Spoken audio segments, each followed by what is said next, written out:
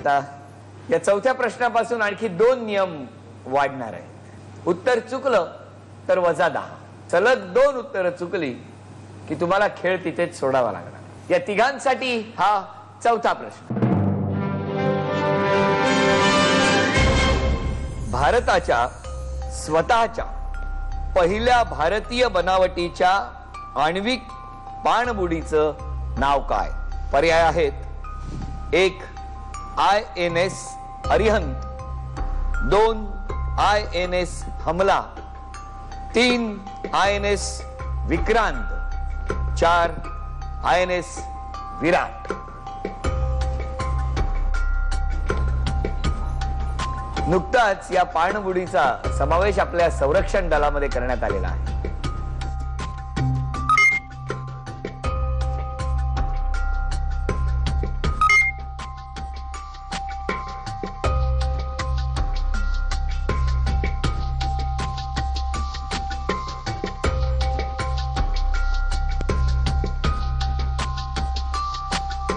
ही तिघांनी उत्तर डिपॉझिट केलेली आहे. हे उत्तर डिपॉझिट करण्यामागे नेमकं काय कारण? वाचलेलं आहे. आपलं काय म्हणणं आहे? विक्रांत फार जुनी झालेली आहे आणि तिची आता तुम्ही म्हटल्याप्रमाणे संरक्षण ह्याच्यात झालेले नाहीये, म्हणून विराट केलं. अनिलजी, आपण? विक्रांत आणि विराट या ज्या नौका आहेत त्या पाणबुड्या नसाव्यात त्या, परंतु त्या युद्ध क्षेत्रात नौसेना वापरत होती. INS हमला हे ठिकाण आहे माहितीप्रमाणे, असं नॉलेज, ॲज माय नॉलेज. तर मी INS अरिहंतला मी क्लिक केलं. बर, आणि याचं योग्य उत्तर आहे पर्याय क्रमांक 1 INS अरिहंत. अभिनंदन अनिल. त्यामुळे आपल्या खात्यामध्ये आणखी 10% वाढ झालेली आहे. 30% आपण पोहोचलेले आहात. म्हणजे 1,14,000 रुपयांचा पल्ला आता आपण गाठलेला आहे. पण आपल्या दोघांचं हे उत्तर चुकलेलं असल्यामुळे ताई आणि महेशजी आपल्या खात्यामधून 10% वजा झालेले आहेत. आपल्या खात्यामध्ये आता फक्त 10% शिल्लक आहेत, पण ती वाढती. 4 प्रश्न झाले. पुन्हा 5वा प्रश्न येणार, तो नशिबाचा कौल आजमावणारा येणार.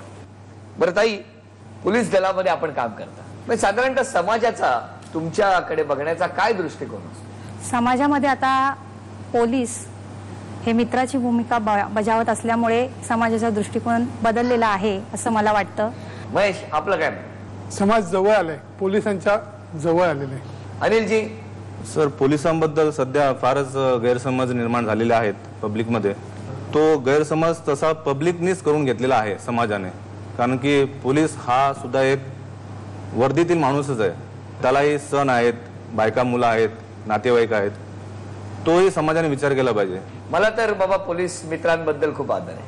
मी हा प्रत्येकालाच असतो. कारण नुकत्याच झालेल्या गणपतीमध्ये सुद्धा मी बघितलं ना, दरवेळेलाच बघत असतो.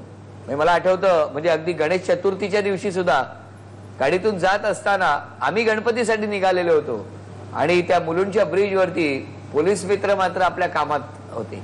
तेव्हा मनात विषय आला की ह्यांच्याकडे पण गणपती असेल. मग अशा वेळेला तुम्ही कसं काय करताय? घरच्यांची परत एक वेगळीच मानसिकता असेल ना. आता काय, आमच्या धर्मपत्नींना ती सवय झालेली आहे. प्रत्येक सण असेल तर त्यांना माहित आहे की आता हे ड्युटीवर असणार, त्यामुळे ते आपल्या मुलाबाळात किंवा जे नातेवाईक आहेत त्यांच्यामध्ये रममाण होतात ते, आणि त्यांच्यामध्ये ते सण साजरा करतात.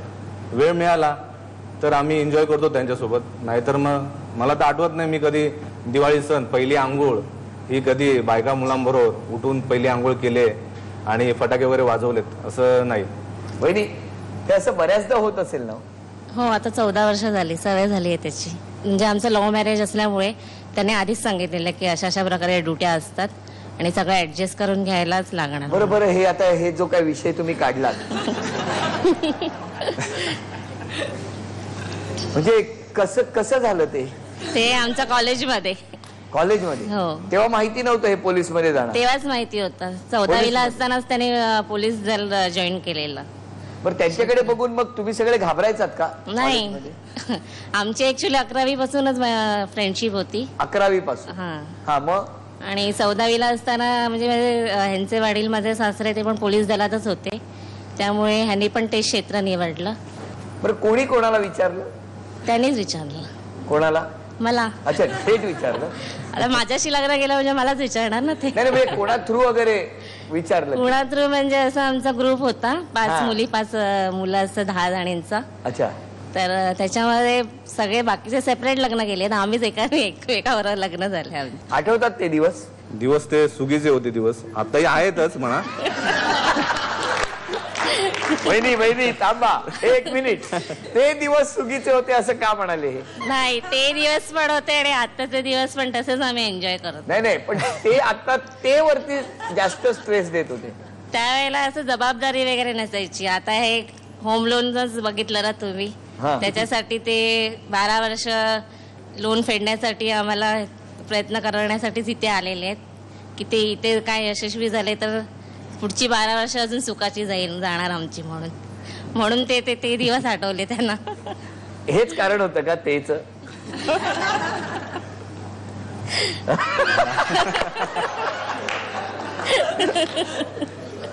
पण शांत आहे ना वहिनींचा स्वभाव? हो, मन मिळालं, शांत आहे. पण थोड्या वेळानंतर- कॉलेजमध्ये असताना जेवढ्या चिडायच्या तेवढ्या की आता जास्त? त्यावर प्रेमच प्रेम होतं ना, लव लव लव. लव.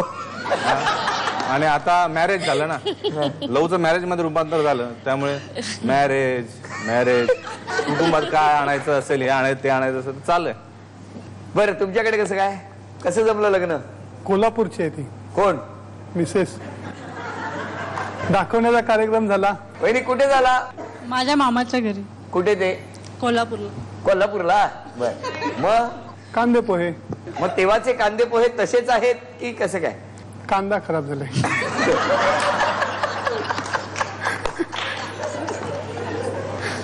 कांदा म्हणजे ते कांदा म्हणजे ते?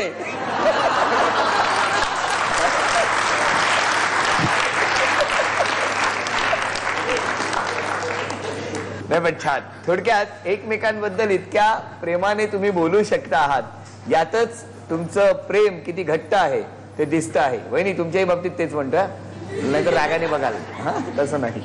आता बस डेपोत आलेली आहे. कसं जमलं लग्न वहिनी? कसं काय म्हणजे काय? माझे वडील ऍक्च्युली बघायला गेले होते त्यांच्याकडे, आणि मग नंतर मला वडिलांनी फोन केला आणि मग मी पण आलो बघायला. मग सध्या कशी आहे? सध्या कशी म्हणजे छानच आहे. कोण? बायको. मी बस बद्दल विचारतोय. छान आहे, बस पण छान आहे, सगळ्यांना घेऊन चालते. सगळ्यांना? हा. वहिनी संशयास्पद विधान आहे. नाही तसं काय नाही, सगळं प्रवाशांना घेऊन चालते. बरं, वहिनींचा स्वभाव कसा आहे? अतिशय प्रेमळ आहे. आवाज एकदम कमी का झाला? बरं वहिनी तुम्ही सांगा त्यांच्याबद्दल. पोलीस खात्यातली नोकरीच अशी आहे की वेळा सांभाळाव्या लागतात. खूप सांभाळून घेतात मला सर्व बाबतीमध्ये. मुलांचं शिक्षण असो, मुलांच्या गरजा असो किंवा घरातले वाद असोत, त्यांनी खूप मला सपोर्ट केलेला आहे. आतापर्यंत 4 प्रश्न विचारलेले. 5वा प्रश्न पुन्हा नशिबाचा कौल आजमावणारा. जो वेगवान तोच नशीबवान. योग्य उत्तर खूप महत्वाचं. तिघांसाठी हा 5वा प्रश्न. एकाच लिंगाच्या 2 जुळ्यांमध्ये अशी कोणती एकमेव शारीरिक खूण असते जी दोघांमध्ये कधीच एकसारखी असू शकत नाही? पर्याय आहेत: 1. डोळ्यातल्या बाहुलीचा रंग, 2. रक्तगट, 3. जन्मखूण, 4. बोटांचे ठसे.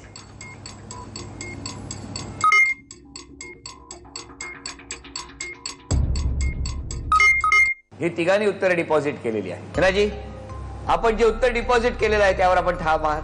100%. 100%. का हो? बरोबर आहे ते उत्तर. आपलं काय म्हणणं? 100%. अंगुली मुद्राचा हा नियम आहे, ते एकसारखे नसतात कधी. तुमचं काय म्हणणं? बरोबर आहे. बोटांचे ठसे हे कोणत्याही पुरुष या स्त्रीचे हे एकसारखे नसतात, त्यामध्ये थोडी जरी तफावत असतेच. तिघांनी डिपॉझिट केलेलं उत्तर आहे पर्याय क्रमांक 4, बोटांचे ठसे. आणि याचं योग्य उत्तर आहे पर्याय क्रमांक 4, बोटांचे ठसे. अभिनंदन. या बरोबर उत्तरामुळे अर्थात दोघेही या खेळात पुढे खेळ खेळणार आहेत. आणि त्याचबरोबर सगळ्यात आधी उत्तर डिपॉझिट केलेलं आहे ते मीनाताईंनी. त्यामुळे आता नशिबाचा कौल पुन्हा आजमावणार आहेत मीनात.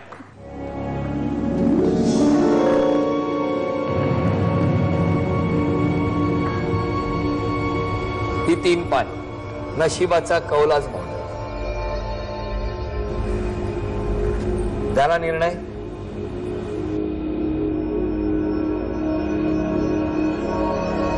हे पान कोणतं ते बघूया. यापूर्वी नशिबाचा कौल ताईंनी आजमावला तेव्हा -10 आले आणि त्यामुळे खात्यातून 10% वजा झाले. आता काय होणार? नशिबाचा कौल आहे जोकर. काय करणार? +10 आणखी 10% आपल्या खात्यात वाढ झालेली आहे. अभिनंदन. त्यामुळे आता ताई 30% पोहोचलेल्या. 30% म्हणजे 2,03,858 रुपयांचा पल्ला आपण गाठलेला आहे. महेशजी आहेत 20% 20% म्हणजे 15,000 रुपयांचा पल्ला गाठलेला आहे. तर अनिलजी 40% पोहोचलेले आहे. म्हणजे अनिलजींच्या खात्यामध्ये 1,52,000 रुपयांचा पल्ला त्यांनी गाठलेला आहे. यानंतर पुढचा प्रश्न विचारणार, पण त्याआधी पटकन विचारू इच्छितो. या क्षेत्रात आपण काम करता आहात, पोलीस विभागात आहात.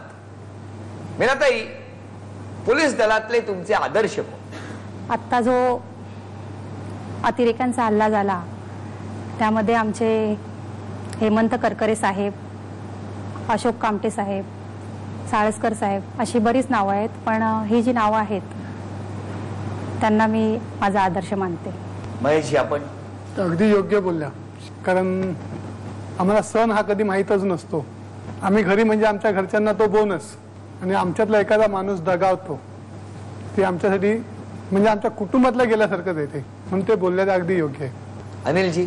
रास्त म्हणणं आहे. व जसे आपल्या कला क्षेत्रामध्ये पडद्यामागचे जे कलाकार आहेत परंतु ते पुढे येत नाहीत, त्याचप्रमाणे या 26/11च्या हल्ल्यामध्ये असे बरेच पोलीस शिपाई म्हणा, PN SC जे आहेत, त्यांनीही आपल्या प्राणाची बाजी लावून दहशतवाद विरोधासाठी ते लढलेले आहेत, परंतु त्यांची नावं पुढे आली नाहीत. तेही माझे आदर्श आहेत. किती छान भावना आहे की असे कितीतरी अधिकारी, कितीतरी सहकारी या दहशतवाद विरोधाच्या त्या मोहिमेमध्ये सहभागी झाले होते. अशा सगळ्या हातांना आमचंही मनापासून अभिवादन. आणि आता पुढचा प्रश्न. हा पुढचा प्रश्न म्हणजे 6वा प्रश्न.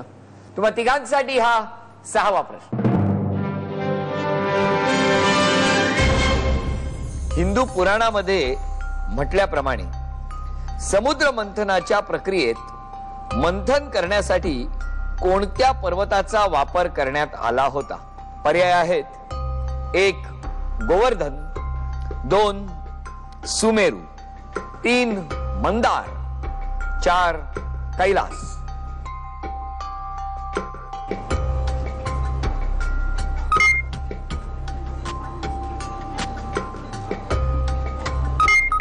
तिघांनी उत्तर डिपॉझिट केलेली आहेत. या तिघांनीही डिपॉझिट केलेलं उत्तर आहे पर्याय क्रमांक 2 सुमेरू. आणि याचं योग्य उत्तर आहे पर्याय क्रमांक 3 मंदार. तिघांचंही हे उत्तर चुकलेलं आहे. आणि या चुकीच्या उत्तराबरोबर तिघांच्याही खात्यामधून 10% वजा केलेले आहे.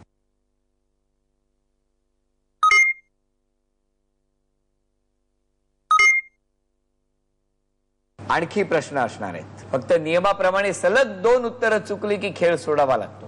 तिघांचंही हे उत्तर चुकलेलं असल्यामुळे पुढच्या प्रश्नाचं उत्तर नीट विचार करून नोंदवा. कारण आतापर्यंत 6 प्रश्न झालेले आहेत. 7वा प्रश्न हा या खेळातला 3रा नशिबाचा कौल आजमावणारा प्रश्न असतो.